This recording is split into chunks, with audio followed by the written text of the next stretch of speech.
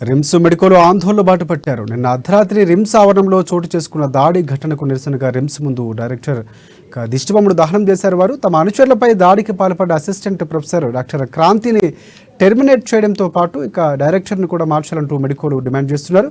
ఇదే అంశానికి సంబంధించి మరింత సమాచారాన్ని ఆదిలాబాద్ నుంచి మా ప్రతినిధి జోషి అందిస్తారు.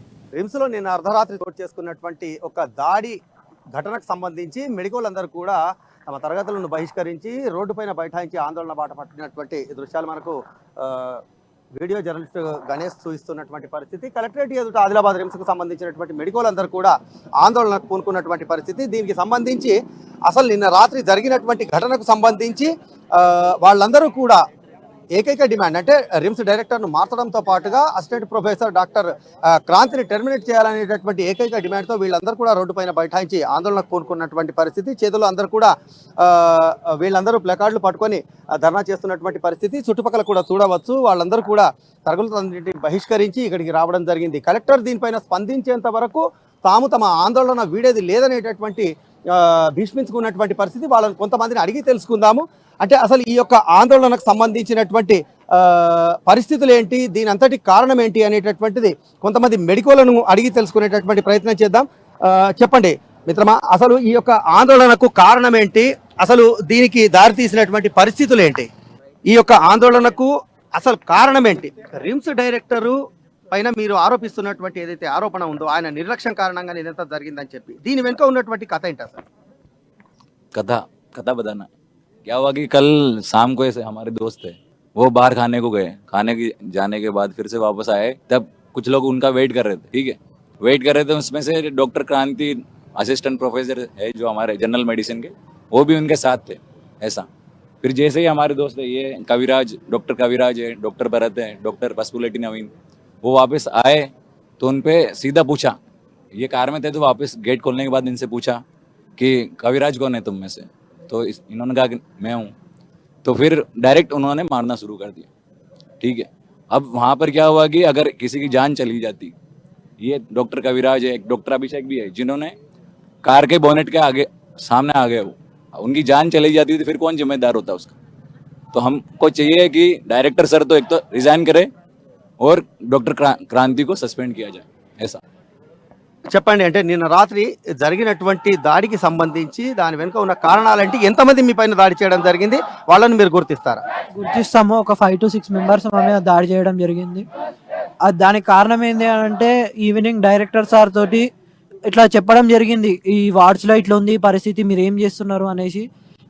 డైరెక్టర్ తోటి ఇట్లా అంటే నువ్వు నన్ను క్వశ్చన్ చేస్తావా, అది నా పనే అని చెప్పేసి ఆయన సీరియస్ అయ్యి అది ఒక వాగ్వాదానికి ఇట్లా అయింది, దారి తీసింది. తర్వాత సారీ చెప్తే అది అంతటితోటి ఎండ్ అయిపోయింది అనుకున్నా. కానీ నైట్ డైరెక్టర్ సార్కి రిలేటివ్ అయిన Kranthi, doctor Kranthi general medicine assistant professor, director సార్కి రిలేటివ్, ఆయనని పంపించి గూండాలతో పంపించి ఇట్లా దాడి చేసి మమ్మల్ని కొడతారని అయితే ఎక్స్పెక్ట్ చేయలేదు. మమ్మల్ని మా ఫ్రెండ్స్ని కొట్టడం జరిగింది. ఒక ఫ్రెండ్ కార్లో వాళ్ళు వారిపోతుంటే అడ్డుకోవడం కోసం వాళ్ళు అడ్డం వెళ్తే అతన్ని గుద్ది, అతను ఆ బాండెట్ని పట్టుకోవడం వల్ల అతను బతికిపోయిండు.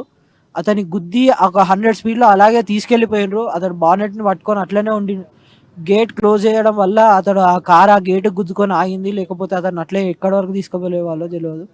ఒక డాక్టర్ అయి ఉండి ఇంకో జూనియర్ డాక్టర్స్ పైన ఇట్లా రౌడీలను పంపించి కొట్టడం ఎంతవరకు కరెక్ట్? ఒక డాక్టర్ అయి ఉండి కొంచెమైనా సెన్స్ తోటి బిహేవ్ చేయాలి కదా. డాక్టర్ మీదకే ఇంకో రౌడీలను పంపించడం, ఇదే అసలు ఆయన చేసే ఒక వృత్తికి ఏమి చేద్దాం అనుకుంటుండు. అందుకే ఆయనని ఈ ఉన్న ఆయన జాబ్ని తీసేయాలని మేము కోరుకుంటున్నాం. డైరెక్టర్ సార్ కూడా దీనికి రెస్పాన్సిబులే కాబట్టి ఆయన కూడా తగిన చర్యలు తీసుకోవాలని మేము కోరుకుంటున్నాం. ఇది అంటే నిబంధనల ప్రకారంగా పూర్తిగా సెక్యూరిటీ జోన్గా ఉండాల్సినటువంటి రిమ్స్లోకి బయట వ్యక్తులు రావడము అనేటటువంటిది పూర్తిగా రిమ్స్ మెడికల్ కళాశాల యొక్క రక్షణ అనే ప్రశ్నార్థకంగా మారుతున్నటువంటి పరిస్థితి. కొంతమంది విద్యార్థులు ఇక్కడ వైద్య కళాశాలకు చెందినటువంటి విద్యార్థులు ఉన్నారు. చెప్పండి అమ్మా, ఇప్పుడు బయట వ్యక్తులు రిమ్స్లోకి రావడం అని అంటే మీరు ఎంత రక్షణగా ఉన్నట్టుగా భావిస్తున్నారు? దీనిపైన ఇంకా ఏవైనా చర్యలకు ఏదైనా అవసరం ఉందనుకుంటున్నారా? దీనిపైన ఇంకేదైనా మీ డిమాండ్ ఏదైనా ఉందా? మా డిమాండ్స్ ఏం కాదండి, జస్ట్ 2 డిమాండ్స్. ఒకటి డైరెక్టర్ దిగిపోవాలి, మాకు కొత్త డైరెక్టర్ కావాలి. ఇంకొకటి డాక్టర్ క్రాంతి ఎవరైతే ఉన్నారో ఆయన మెడికల్ లైసెన్స్ అనేది సస్పెండ్ చేయాలి. అంతే, ఇవే మా డిమాండ్స్. అంటే ఇప్పుడు బయట వ్యక్తులు వచ్చి ఇక్కడ మెడికోల పైన అటాక్ చేయడాన్ని రాబోయే రోజుల్లో ఈ మీ సెక్యూరిటీకి సంబంధించినటువంటి కోణంలో మీరు ఏ విధంగా భావిస్తున్నారు? డాక్టర్ క్రాంతి వాళ్ళతో ఉన్నారు కాబట్టి వాళ్ళని లోపలికి అలౌ చేశారు, లేకపోతే వాళ్ళని అలౌ చేయకపోతుండే. కాబట్టి డాక్టర్ క్రాంతి అండ్ డైరెక్టర్ ఇద్దరు రెస్పాన్సిబుల్ ఈ మ్యాటర్కి. సెక్యూరిటీ కంటే ఎక్కువ వాళ్ళిద్దరు దీని వెనుక ఉండడం వల్లనే ఇది అవ్వగలిగింది. ఇది మొత్తానికి అంటే రిమ్స్ డైరెక్టర్ నిర్లక్ష్యము అలాగే డాక్టర్ క్రాంతికి సంబంధించినటువంటి దౌర్జన్య వైఖరే ఈ యొక్క ఘటనకు కారణం అనేటటువంటి అభిప్రాయాన్ని వ్యక్తం చేస్తూనే డాక్టర్ క్రాంతిని టెర్మినేట్ చేయాలని చెప్పి రిమ్స్ డైరెక్టర్ని కూడా మార్చాలనేటటువంటి ఏకైక డిమాండ్తో తాము ఇక్కడ ఆందోళనకు పూనుకున్నామని చెప్పి తమ డిమాండ్లు నెరవేరేంత వరకు కూడా ఈ యొక్క ఆందోళన కొనసాగుతుందనేటటువంటి అభిప్రాయాన్ని వ్యక్తం చేస్తున్నారు మెడికోలు.